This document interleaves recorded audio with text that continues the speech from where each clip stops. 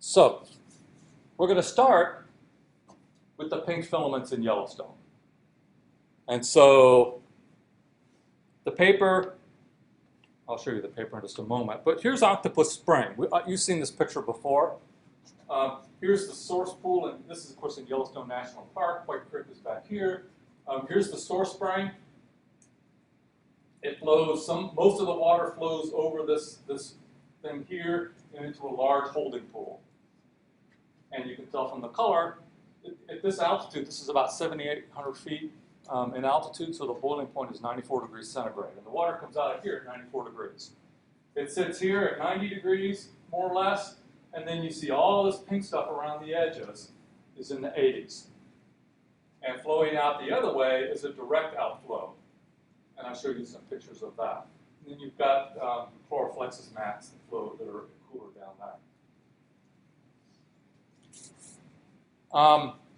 These were originally studied in the 60s by Tom Brock. And some of you are familiar with the textbook that he started. It's now, he doesn't write it, he's no longer living. But you got to start looking at microbial ecology in Yellowstone.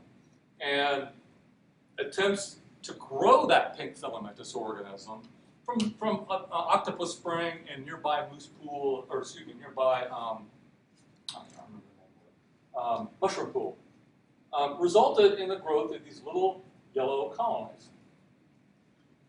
This is an organism that grew at temperatures higher than anybody believed at the time that bacteria could grow at, 75, 80 degrees.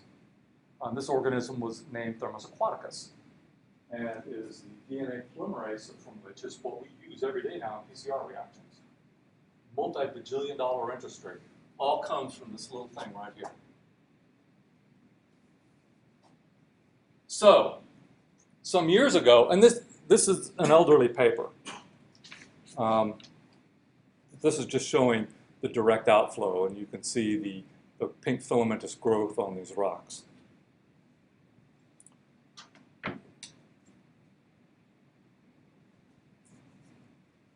So in Norm Pace's lab, Norm is a very famous microbiologist. He invented this process we're talking about of growing, of sequencing ribosomal RNAs directly from the environment and using fish to identify them. Postdoc and a grad student in his lab, Anna Louise, we've seen Anna Louise before. She was the one who did the work on nanobacillus. And some of the techniques are shared there. Decided that times had changed. This was done in the 90s. That, it'd been 30 years since Tom Brock had worked on this thing. Maybe we could do better now. And so she applied this approach of sequencing ribosomal RNAs right out of the environment to try to figure out what this pink filamentous organism was. They tried to grow it and were not successful at it.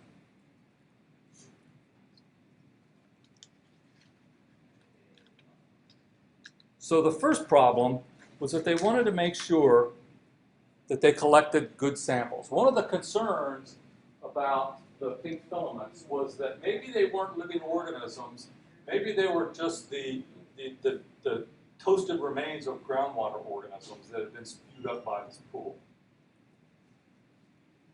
And so they forced the organisms to grow in situ. So they took what they call in the paper furnace filters. They're not really furnace filters, but they look like it. There were squares of batting made of different kinds of material sandwiched and put into the water outflow so that the water flowed past it. And organisms would start to grow on these filters. And then they would take those filters, remove them from the pool after a couple of weeks, and thoroughly rinse them, because they're not interested in all the rod-shaped and cocci organisms that they knew were there. They were interested in the filaments. So they thoroughly rinsed these filters and pulled the organisms off. And this is what those rinsed filters look like, or what rinsed the organisms look like when they were done. Nice pink filaments. So there's some other stuff in here. This is probably polysaccharide that's been collapsed during the dehydration part of scanning electron microscopy. There's some rod-shaped organisms in there and other things, but this looks pretty good, right? And so they extracted DNA from this, and they did PCR amplification. They did it with 3 sets of primers. They did it with bacterial-specific primers.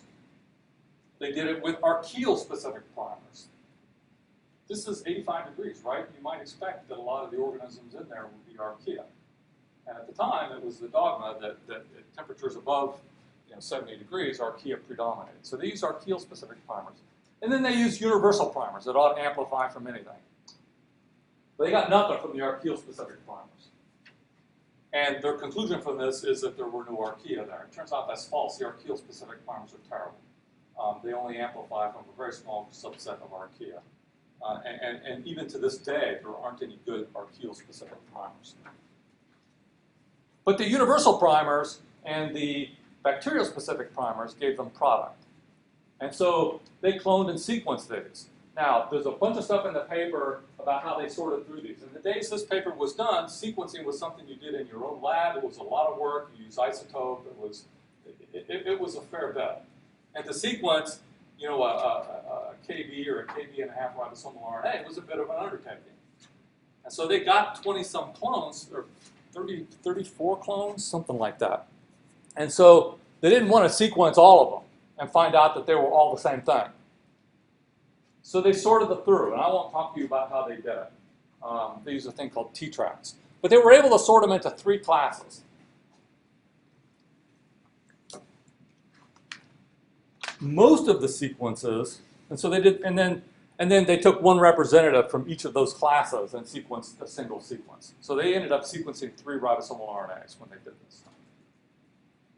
Most of them with this thing they call EM17. They had also some sequences that they called EM19, and some more that were EM3. Of course, these are just the first numbers that they use as a representative. EM3 turns out to be generally related to Thermatoga. They're in that Thermatoga group. This makes sense, right? Thermatoga is a thermophile. The other 2, which represent the bulk of the sequences, were related to this organism that at the time had been fairly recently isolated, Aquifex porophilus. And we've talked about Aquifex before. EM19 was a handful of sequences, but EM17 was the bulk of them. And this makes some sense as well, right? Those are thermophiles, are isolated from hydrothermal fats. The question then is, which one of these 3 sequences, if any, is the pink filaments organism? Just because you get the sequence doesn't mean you know what it is, right? It could be any one of these 3. It could be that the ribosomal RNA of the pink filaments won't amplify with the primers they use, and so they don't have it here at all. So what do? They make a probe. And so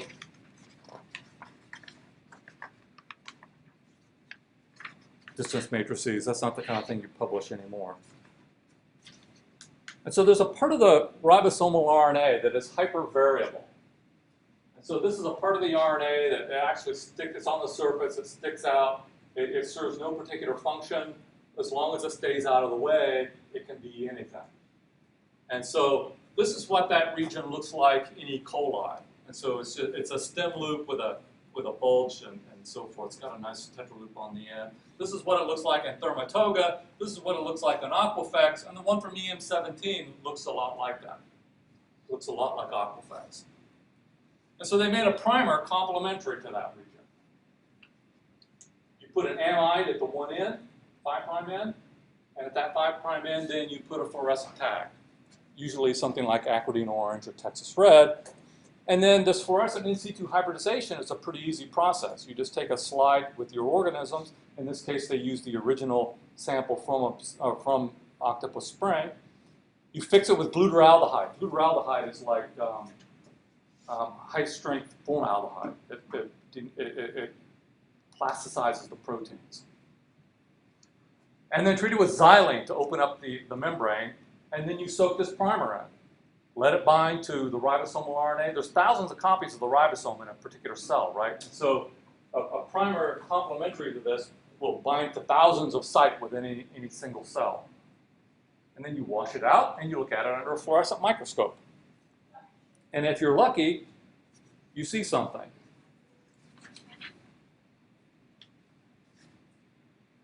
Well, they did. Yeah? So when you're treating RNA with I've heard that RNA is pretty sensitive to deal with. Yes. So the RNA can be difficult to work with. The difficulty of working with RNA in the lab is generally overstated. The reality is RNA is hard to work with in a lab that uses DNase everywhere or RNase everywhere. If you're in an RNA lab, it's not so bad. But you're right. But what you've got in your favor is that you're treating this with glutaraldehyde, and so the RNase is also inhibited. And so you've killed the RNase activity at the same time that you plasticize the cells. That you also denature the RNA, but that's good because you want the primer to bind to it. And so this is a sample directly taken from octopus spring. And there's filaments there. The copy of the picture isn't that great. But when they use the other primers, nothing happened. But with the EM17 probe, they lit up these filaments quite nicely. And so this organism is EM17. So it's that sequence, and they have a map of that then on the phylogenetic tree. They know just what kind of an organism it is. And so they have succeeded in identifying the organism. It's a relative of aquifex.